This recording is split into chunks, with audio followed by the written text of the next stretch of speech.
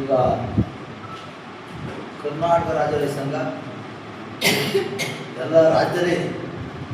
ಆದರೆ ಏನೋ ಒಂದು ತಾಲೂಕಲ್ಲಿ ಜಿಲ್ಲಾ ಮಟ್ಟದಲ್ಲಿ ಒಂದು ಸಂಘಟನೆ ಬೆಳೀಬೇಕು ಅಂತ ಬೆಳೆಸಿ ಅದನ್ನು ದಿಢೀರವಾಗಿ ನಮ್ಮನ್ನು ಒಂದು ಮೀಟಿಂಗ್ ಕರಿಬೋದಾಗಿತ್ತು.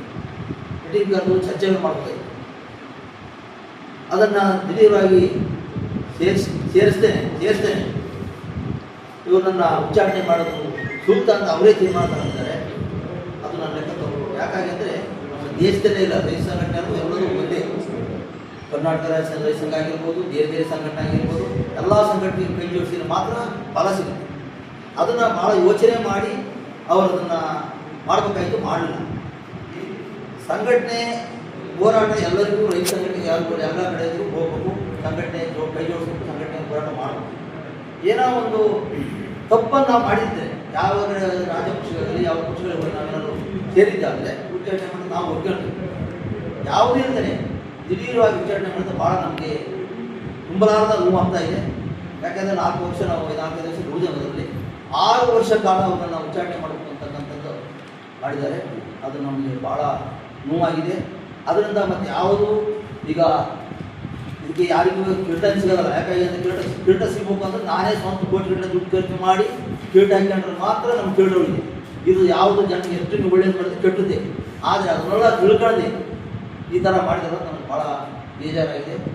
ಅದು ಮುಂದಿನ ದಿನಗಳಲ್ಲಿ ಸಂಘಟನೆ ಒಟ್ಟಾಗಿ ಎಲ್ಲ ಹೋರಾಟ ಮಾಡಬೇಕು ನಮ್ಮ ತಾಲೂಕಲ್ಲಿ, ಮತ್ತು ಜಿಲ್ಲೆಯಲ್ಲಿ ಸಹ ಹೋರಾಟ ಆಗಬೇಕು, ರಾಜ್ಯಕ್ಕೂ ಮುಟ್ಟಬೇಕು ಅಂತ ಹೇಳ್ತಾ ಅದು ಅವಕಾಶ ಮಾಡಿಕೊಡ್ಬೇಕು ಎಲ್ಲರಿಗೂ.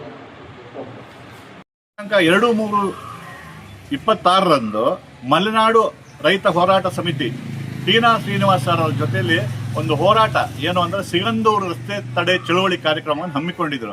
ಉದ್ದೇಶ ಏನು ಅಂದರೆ ಇಡೀ ನಾಡಿಗೆ ಬೆಳಕು ಕೊಟ್ಟಂಥ ಜನರು ಇವತ್ತು ಕತ್ತಲೆಯಲ್ಲೇ ಇದ್ದಾರೆ. ಅವರಿಗೆ ಅವರ ಭೂಮಿ, ಅವರು ವಾಸ ಆಗ್ತಂಥ ಭೂಮಿ ಅವರ ಹೆಸರಲ್ಲಿಲ್ಲ, ಅವರಿಗೆ ಮೂಲಭೂತ ಸೌಕರ್ಯಗಳಿಲ್ಲ, ಅದನ್ನು ನೀವು ತಕ್ಷಣವೇ ಕೊಡಿ ಅಂತೇಳಿ ಒಂದು ದೊಡ್ಡ ಹೋರಾಟ ನಡೆಯುತ್ತೆ. 70 ವರ್ಷಗಳಾದರೂ ಅವರಿಗೆ ಯಾವುದೇ ಸರ್ಕಾರದ ಸವಲತ್ತುಗಳು ಸಿಗ್ತಾ ಇಲ್ಲ. ಅದ್ರ ವಿರುದ್ಧ ಹೋರಾಟ ಮಾಡೋದನ್ನು ನಾವು ಹೋಗಿದ್ದು, ಹಲವಾರು ರೈತ ಸಂಘಟನೆಗಳಿದ್ದು ಅವ್ರ ಜೊತೆಲಿ ನಾವು ಭಾಗವಹಿಸಿದ್ದು.